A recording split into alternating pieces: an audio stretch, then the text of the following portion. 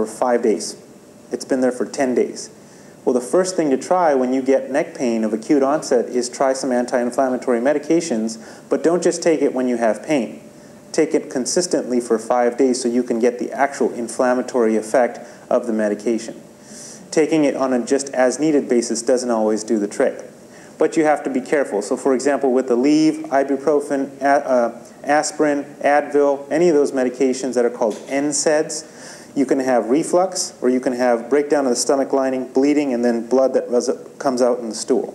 So if you have either reflux or blood in the stool, you obviously have to back off these medications. If for some reason your kidney cannot metabolize these medications, then you may take Tylenol. On the other hand, if your liver cannot metabolize Tylenol, you should take the anti-inflammatories like ibuprofen. Okay, so use it on a regular basis, but only in that period while you have the inflammation, then come off of it. Beware of the side effects and be wary of how long you're using it. So if you're somebody who says, I have neck pain, but I'm good, I take these anti-inflammatories on a regular basis. Well, if it's going on for about 3 months, then you want to look into why it's happening, right? You don't want to just stay on these medications forever.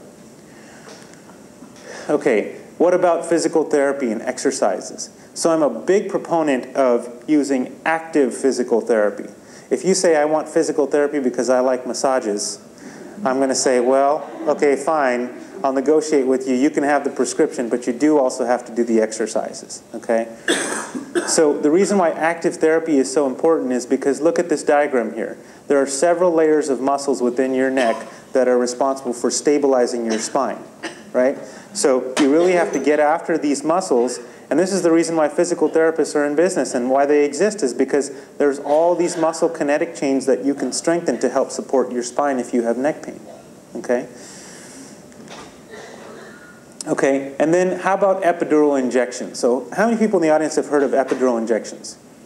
Okay, good. How many people are frightened or fearful of epidural injections? Okay, so about 50% of the people who raise their hands again. So epidural injections are actually a great tool. Yes, it is frightening to hear the thought or listen to the thought of getting an injection into your neck. However, they can be a great tool for diagnosis, okay? So typically an epidural injection contains two things: local anesthetic, which is the numbing portion of it, and the cortisone portion or steroid portion, which has the anti-inflammatory effect. So the way that I use epidural injections is I listen to your clinical symptoms, I look at your MRI and see if things match up. Even if things match up, that doesn't immediately mean, okay, let's go to surgery. It means, well, let's prove that what we see on your MRI is what's causing your pain, okay? And the reason is this. There was a study where they took 100 patients that had never had any neck pain before. And this same study was done for people with no back pain before, okay? So it applies to both. But basically, they looked at these patients. They said, have you ever seen a doctor for neck pain? Have you ever been treated for neck pain? Have you ever had injections, taken ibuprofen, anything relating to it? They said no. Then they got MRIs of their necks, okay? And they found that as you increased in age from a younger adolescent age all the way up into your 60s and 70s, that there were increasing findings on the MRI, even though they had no symptoms, right? So what does that mean? That means if you get an MRI on any given individual, there may be findings that really don't correlate to anything clinically, right? So that's why anything you see has to make sense with where the pain is, or where the numbness is, or where the tingling is, or where your symptoms are. One way to make sense of it is to get an injection at that location. Okay, so an example. So let's say somebody has a right-sided C5, C6 disc bulge, okay? It's pressing on the C6 nerve root. They come into my office and they tell me I have pain that goes right into my thumb and my index finger. That's classic for the C6 distribution. They also have weakness in their biceps, so they have a motor deficit as well, okay? So then you say, okay, I see a disc bulge that explains these symptoms. Well, Doc, what do I have to do? Well, if you have weakness, then that's a difference. It may change the story a little bit. If you have only pain, then what you can say is, okay, I'm going to give you an injection right at that location under x-ray guidance. It's going to have the steroid in it, and the steroid's going to have an anti-inflammatory property to it, so it may decrease the inflammation. So you get the injection, and then it serves as a test. 2 weeks later, I ask you, okay, how do you feel now? Did you get even temporary relief of the pain that was going into your thumb and your index finger? If you did, then one, I've confirmed that the lesion I saw in your MRI is what's responsible for your pain, right? Because I sort of knocked that out and then got relief. And secondarily, you as the patient get an idea of what it feels like when you knock out that pain, right? So you get an idea, okay, if I treated this, what kind of symptomatic relief would I get? So that's why injections are very helpful. They're diagnostic and they're potentially therapeutic, okay? It's safe, it's targeted under x-ray, and it's done typically by physiatrists in the community. So people that we work closely with that give us feedback. So the way I do it is I say, I look at the patient, I diagnose them, I then recommend the injection and then have them follow up with me to see if it makes sense, if they got relief. Okay, so what about all these other things like chiropractic care, massage therapy, collars, herbal remedies, hanging upside down from a bar in your doorway, or an inversion table, right? There are many things out there. There's a whole marketing scheme that rests on neck pain and back pain. What I tell my patients is, I'm happy for you to do any of these things if it gives you relief, okay? What I know the science behind is physical therapy and injections. However, the only thing I caution against is severe manipulation where you hear pops and cracks and things like that, especially if you hear a pop and a crack and then have arm pain afterwards. I'm getting really concerned that you can cause a disc herniation. Okay, so just be careful about those things. That's all I like to caution about.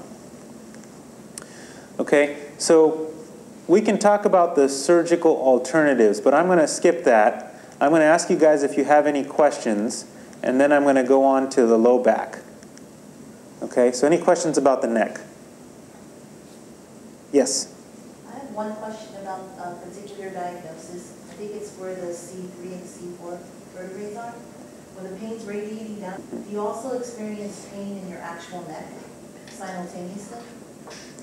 So you're saying if there's a say disc herniation or bulge or protrusion at C3, C4? Yeah, I think you called it the cervical radiculus. Cervical radiculopathy? Yes. Yeah. So remember, each nerve root goes to a specific place. So if it was at C3, C4, and it was impinging on the C4 nerve root, which exits at that level, then you would look for symptoms in the C4 distribution. The C4 distribution is actually this sort of shoulder area. So oftentimes, this shoulder area, pain, people have pain in this area, right? So it directly overlies with shoulder pathology. So if you have impingement, if you have bone spurs in your shoulder, if you have arthritis in your shoulder, it can be in the exact same area. So it's important to help distinguish between, is this a radicular pain that's in this area, or is it coming from a shoulder etiology? But you said, well, do you have neck pain? That's because the C4 distribution does come up into this area and goes over to the side. You would have pain in your neck? You could, yes. Yeah. Yeah. But typically, if you're saying it's just C4, it doesn't go down the arm. It just stays in this area. And if you look at a dermatomal map on a patient with the arm like this, C4 is up here, C5 is on the outside of the arm, C6 is on the outside of the forearm, C7 is the middle finger, C8 is the small finger and ring finger, and up into the medial, the inside forearm, and then T1 is up in here. So you can see each of them have a specific area where they map to. Okay, any other questions? Yes? Can the pain that goes down your arms also be like a burning? Like Yes. intense burning? Sure. So there's different characterizations of it. Some people have sharp, stabbing, intense, burning pain. Some people have no pain and only numbness. Some people have only tingling. So it can be any variation of those different ones, different symptoms I talked about. Now, one other thing to keep in mind is that those are the nerve roots coming out from your neck. There are named nerves that form and sort of run down your arm. So the ulnar nerve comes under here. The median nerve comes in your carpal tunnel. The radial nerve crosses your forearm here. So you can also get compression of these nerves outside of the neck. Okay? And that's where the physician that's treating you doing a physical exam, that's why it becomes important. Because you can pick up on it being from here versus here. Another test that physicians can use is an EMG. If any of you have ever had an EMG, it's where they put needles in different muscle groups and then stimulate to see. Is it called nerve conduction? Nerve conduction, yes. EMG and nerve conduction studies are done typically together to see at what speed the signal is traveling down the nerve. Okay, yes? What if you have a problem swallowing? If you have a problem swallowing, Yes. You mean is it coming from your cervical spine? Has to do with the neck. Right, so it has to do with the neck. More than likely it's not coming from your neck unless there's some kind of enhancing growth within your neck that's responsible for direct compression on the esophagus. The nerves in the neck don't typically refer into this neck area. So it may be a lesion in the neck, like some kind of growth or mass there, but if it's just trouble swallowing, it's not typically the disc or the nerve tissues that are going through that area. Okay, yes? And just conservative treatment, what's the value of ice versus heat? We often ask that question. I actually tell people, you know, it's an individual choice, so whichever one works better for you. Some people will use heat to warm up and then ice after activity. But there's no, I'd say, conclusive science behind it. It's sort of whichever one works best for you from my perspective. Okay. Any other questions? Okay. So we'll go on to back pain. Let me ask you guys this. Would you prefer to talk more about surgery or to talk more about back pain? I'm assuming back pain would be an interesting topic. Yes. Yes. Okay. Okay, so now moving on to the lumbar spine. Okay, so we discussed at the beginning, the lumbar spine sits at the base of the spine, right? It has 5 vertebrae, L1, 2, 3, 4, and 5.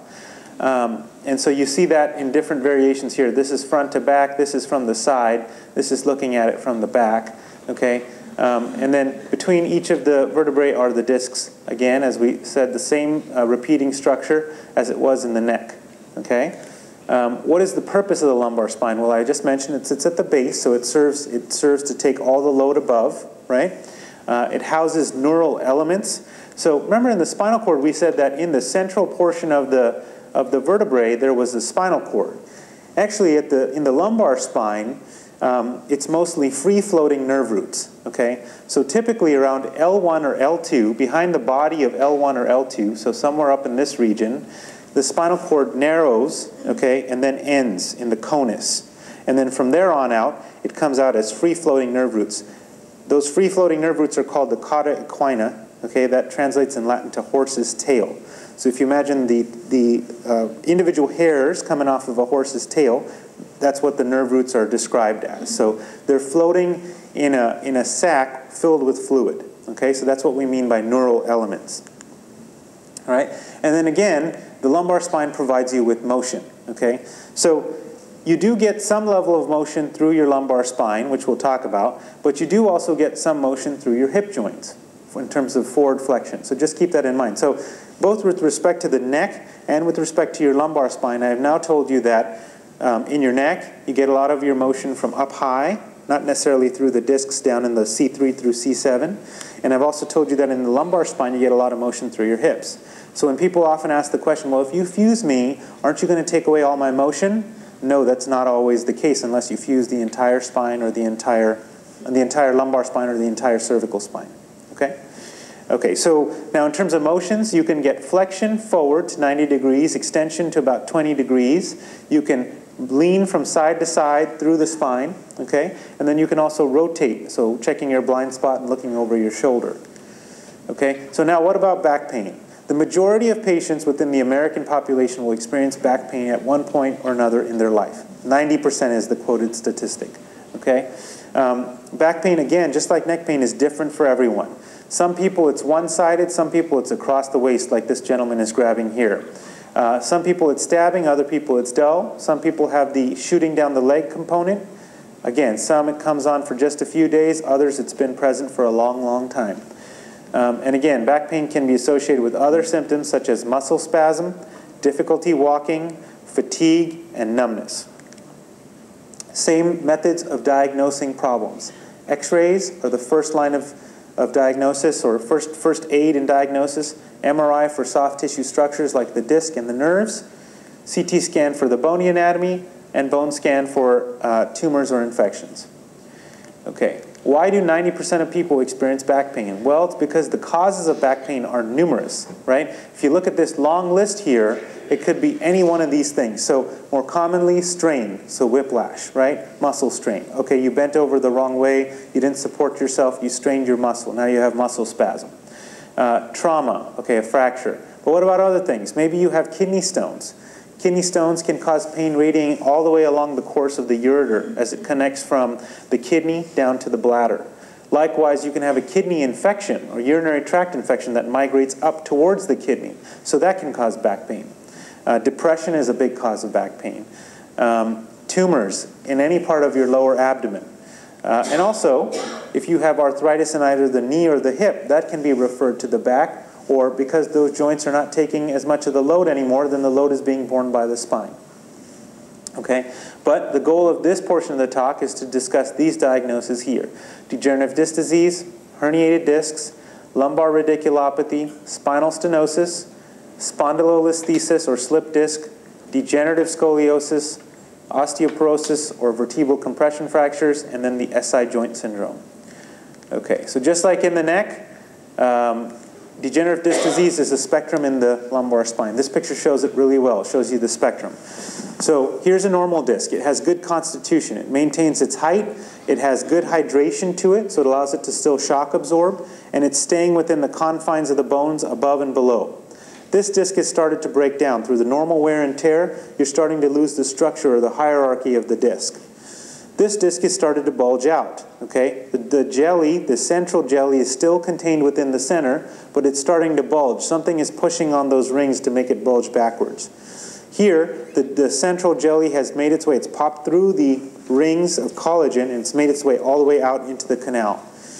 Here, this disc, well, it never really broke down. It didn't necessarily herniate, but it went through wear and tear for a long, long time. It lost its hydration, it lost its hierarchy, and now it's thinned and collapsed. The important part about this is look at the space that's here for the nerve root, and look at the space that's here. So when you collapse, you reduce the space for the exiting nerve root. Then, finally, these discs have sort of broken down all the way, and they're allowing for bone-on-bone contact. And we call that disc degeneration with bone spur formation. So your body starts to form bone spurs. And the reason is you kind of think of it like the knee. In the knee, when your cartilage wears down, you get bone-on-bone contact, right? Many people have heard that. That causes you pain. So what does your body do when you have bone-on-bone contact? It forms bone spurs in an effort to bridge the bone-on-bone gap. Because if you have a bone spur, then you don't have bone grinding on bone. It's less painful, right? In your spine, the same thing happens. As the disc breaks down and there's sort of bone-on-bone, close to bone-on-bone contact, your body forms bone spurs. Sometimes it forms bone spurs up in the front, which is okay. It's not really affecting too many things. But if it forms in the back, then it's pressing on the nerves.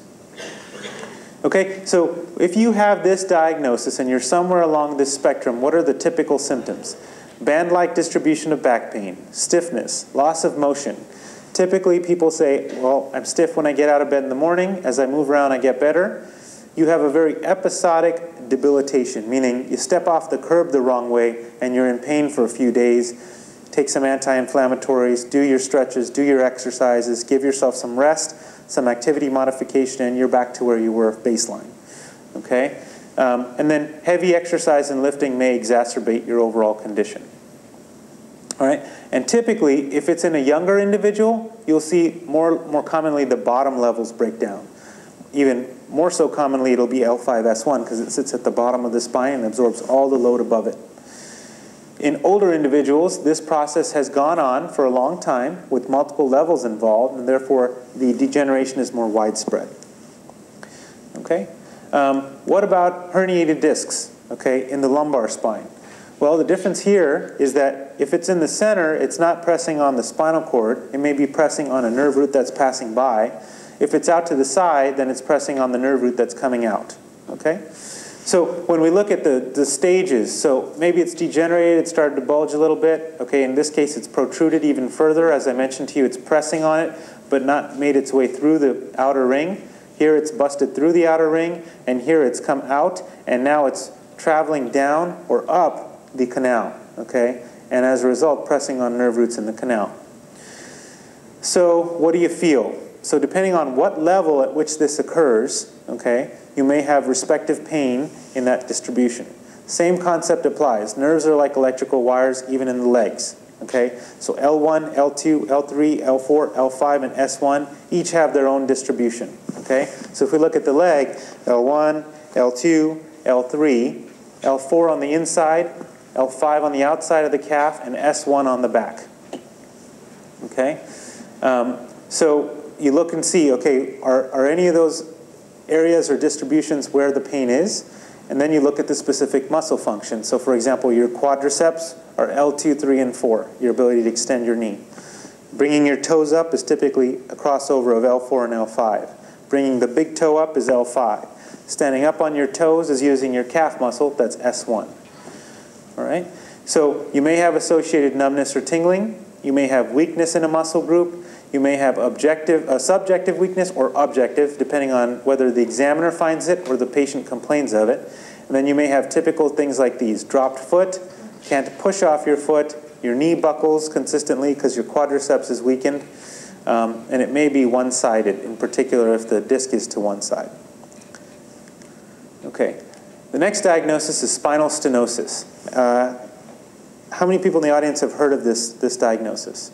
Okay, so it's a very common diagnosis, and the reason why is because it's sometimes a part of other diagnoses. For example, people who have a slip disc may also have spinal stenosis, or you can have spinal stenosis in isolation. Okay, so let's explain how this comes about. So if we go back to the spine,